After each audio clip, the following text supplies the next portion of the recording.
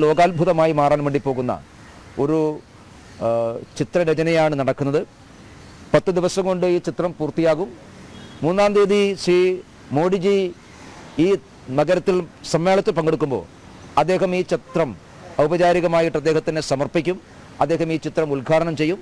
അതുകൊണ്ട് ഈ വലിയ സംരംഭത്തിന് സാക്ഷ്യം വഹിക്കാൻ തൃശ്ശൂർ നഗരത്തിന് കിട്ടിയിട്ടുള്ള ഒരു വലിയ സൗഭാഗ്യമാണ്.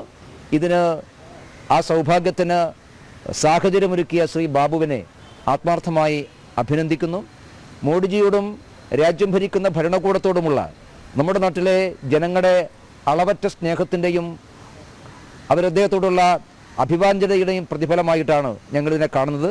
തീർച്ചയായിട്ടും അദ്ദേഹത്തിന് ഒരിക്കൽ കൂടി അഭിനന്ദിച്ചുകൊണ്ട് ഈ സംരംഭത്തിലേക്ക് എല്ലാവരുടെയും സഹായങ്ങളും സഹകരണങ്ങളും പങ്കാളിത്തവും ഉണ്ടാകണം എന്ന് അഭ്യർത്ഥിച്ചുകൊണ്ട് ഔപചാരികമായി ഈ സംരംഭത്തിന് ഇന്ന് ഭദ്രദീപം കൊളുത്തിക്കൊണ്ട് ഇത് തുടക്കം കുറിക്കുകയാണ്.